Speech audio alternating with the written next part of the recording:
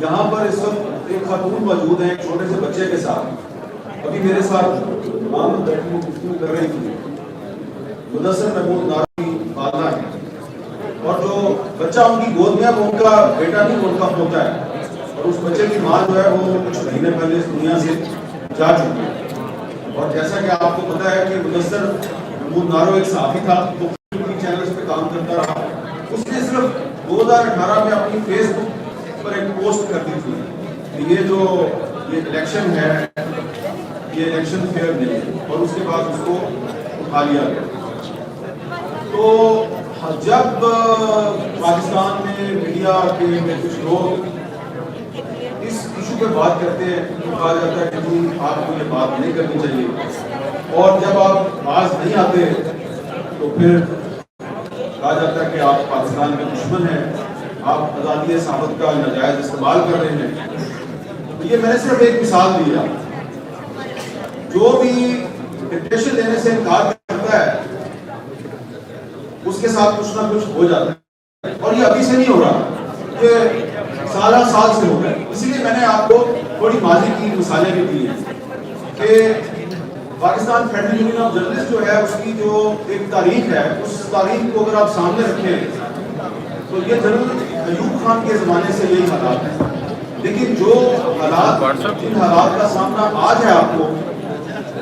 وہ حالات پہلے نہیں تھے، کیونکہ پہلے آپ کا دشمن معلوم تھا، آپ کو اپنے دشمن کا پتہ تھا کہ دشمن کون ہے، پابندی کون لگاتا ہے، کوڑے کس کے حکم میں لگتے ہیں۔ آج جو دشمن ہے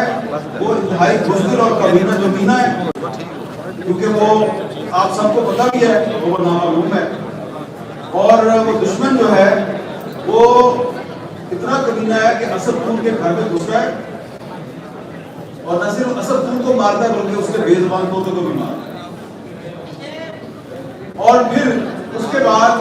سی سی ٹی وی فوٹیج میں ان کی شکلیں بھی نظر آتی ہیں۔ ان کا وزیر داخلہ بیان دے دیتا ہے کہ تھوڑے دن میں پکڑا جائے گا، اور اس کے بعد سپریم کورٹ بار ایسوسی ایشن کے صدر احسن موسیٰ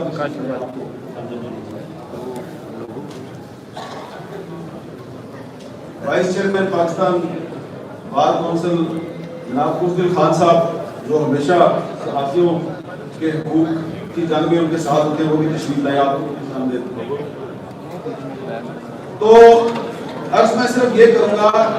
کہ ابھی تھوڑی دیر پہلے جو میں بات کر رہا تھا اسد پور کی، کہ اسد پور کو مارتے بھی ہو، پھر آپ نے اتنی اخلاقی ضرورت نہیں ہے، آپ مانتے بھی نہیں کہ ہم نے مارا تھا، پھر آپ کہتے ہیں کہ وہ لڑکی کے بھائی نے مارا ہو۔ تو اب تو 6 مہینے ہو گئے، تو لڑکی کا بھائی کہاں پہ ہے؟ اگر اسد پور نے جو ایف آئی آر درج کروائی اس میں اس نے جو کہا ہے، اگر وہ ایف آئی آر میں جو اس کا دعویٰ ہے وہ غلط ہے، تو آپ اس کو ابھی تک غلط کیوں نہیں ثابت کر سکے؟ آپ سے یا باقی جو لوگ ہیں ان کو جھوٹا کیوں نہیں ثابت کر سکے؟ تو میری بس آج یہ گزارش ہے آپ کے اس کنونشن میں کہ پاکستان میں صحافیوں کو بہت سے مسائل کا سامنا ہے، ہزاروں صحافی جو ہیں وہ پچھلے 4-5 برس میں بے روزگار کیے گئے ہیں، ان کی جو معاشی مسائل ہیں ان میں بہت بڑا اضافہ ہوا ہے، لیکن جو ایک غیر اعلانیہ سینسرشپ ہے یہ اس سے بھی بڑا مسئلہ ہے، کیونکہ جس ملک میں صحافت آزاد نہیں ہوگی وہاں پہ جمہوریت بھی مضبوط نہیں ہو سکتی، وہاں پہ پارلیمنٹ بھی آزاد نہیں ہو سکتی، وہاں پہ عدلیہ بھی آزاد نہیں ہو سکتی۔ تو اگر آپ ہمیں جھوٹا ثابت کرنا چاہتے ہیں تو کر دیں، آپ صرف اسد پور کے جو قاتل ہیں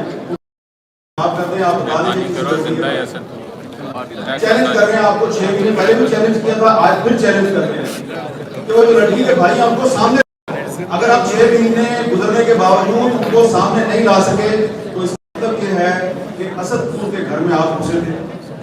آپ بزدل ہیں، اور آپ کی اتنی جرت نہیں ہے کہ آپ مانیں کہ ہاں ہم گھسے تھے، اور اگر پھر بھی آپ کہتے ہیں کہ نہیں ہم نہیں گھسے تھے تو پھر آپ کو پھر دنیا کے بہت کہتے ہیں کہ ہم تو سب سے بڑے اسپائی ماسٹرز ہیں، تو پھر آپ کیوں نہیں پکڑ لیتے ان کو؟ میں نہیں چاہتا کہ ایک دفعہ پھر میری تقریر کی وجہ سے آپ کے لیے مسائل پیدا ہوں، کیونکہ پہلے بھی مسائل آپ کے لیے پیدا ہوئے، میرے لیے نہیں پیدا ہوئے۔ میرے لیے جو جو بھی ہوا ہے اس کا مجھے فائدہ نقصان نہیں ہے. زیدی صاحب کہہ رہے ہیں کریں. زیدی صاحب کو کھولنا نہ لا کے آج میں نے سائن کروا معذرت کے ساتھ. تو میں لمبی بات نہیں کروں گا, میں صرف یہ کہہ رہا ہوں کہ غیر اعلانیہ سینسرشپ جو ہے وہ بھی فون پر ہوتی ہے. میرا بھائی ادھر بیٹھا تھا عامر غوری, ایک مقدمے میں ان کو توہین عدالت کا نوٹس دیا گیا ہے. تو اگر سابق چیف جسٹس ثاقب نثار صاحب جو ہیں ان پر یہ الزام ہے, میں الزام کروں گا کہ جناب انہوں نے فون کیا تھا کسی کو کہ فلاں کی ضمانت نہیں ہونی چاہیے. فون کیا تھا نا, خبر چھپ گئی. اگر آپ سمجھتے ہیں کہ خبر چھاپنی بڑی ضروری تھی, آپ میسنجر ہیں, بڑا اچھا کیا آپ نے. تو پھر وہ جو ابھی مریم نواز صاحبہ آپ کو بتا کے گئی ہے کہ میرا انٹرویو فکس ہوا تھا اور پھر میرا انٹرویو جو ہے وہ کینسل ہو گیا اور میرے ساتھ آگے معذرت کی گئی کہ جو معذرت ہے کہ ہم آپ کا انٹرویو نہیں چلا سکتے. یہ فون کدھر سے آتا ہے کہ فلاں کا انٹرویو چلے گا اور فلاں کا انٹرویو نہیں چلے گا؟ یہ فون کہاں سے آتا ہے؟ یہ فون کہاں سے آتا ہے کہ فلاں کی خبر روک دو اور فلاں کی چلا دو اور فلاں کا پروگرام چلے گا اور فلاں کا پروگرام نہیں چلے گا؟ یہ فون بھی تو کہیں نہ کہیں سے آتا ہے نا, اس کو بھی تو کوئی نہ کوئی رسید کرتا ہے بھائی, اس کی بھی خبر چھاپنے میں. اگر آپ اتنے بڑے آزادی ثابت کے مجاہد ہیں, وہ خبر نہیں آپ نے چھاپی, دوسری خبر چھاپنی ہے آپ نے. تو یہ ایک ڈبل سٹینڈرڈ ہے اور یہ ڈبل سٹینڈرڈ ہی وجہ ہے کہ آج پاکستان کی صحافت جو ہے وہ مسائل کا شکار ہے اور آپ غیر اعلانیہ سینسرشپ کا شکار ہیں. غیر اعلانیہ سینسرشپ کا جو سورس ہے وہ ٹیلی فون, وہ اب میرے پر جو پابندی ہے اس کا نہ کسی عدالت سے حکم آیا ہے نہ پیمرا کا نوٹس ہے, ٹیلی فون کال ہے نا, اس کی ٹیلی فون کال ہے. تو یہ بات میں جو کر رہا ہوں مجھے پتا ہے بہت سے لوگوں کو بری لگ رہی ہوگی, لیکن لگتی ہے تو لگے. پھر آپ یہ کیوں کہتے ہیں کہ ہم جناب سچ کے نمبردار ہیں اور ہم نے آزادی ثابت کا جھنڈا اٹھایا ہوا ہے؟ تو اگر آپ نے جھنڈا اٹھا لیا ہے اور لانگ مارچ کرنا ہے تو پھر صرف ثاقب نثار کی ٹیلی فون کال کا ذکر نہ کریں, پھر اس ٹیلی فون کال کا ذکر کریں جس ٹیلی فون کال پر پاکستان میں غیر اعلانیہ سینسرشپ لاگو ہے اور ابھی تک ہے.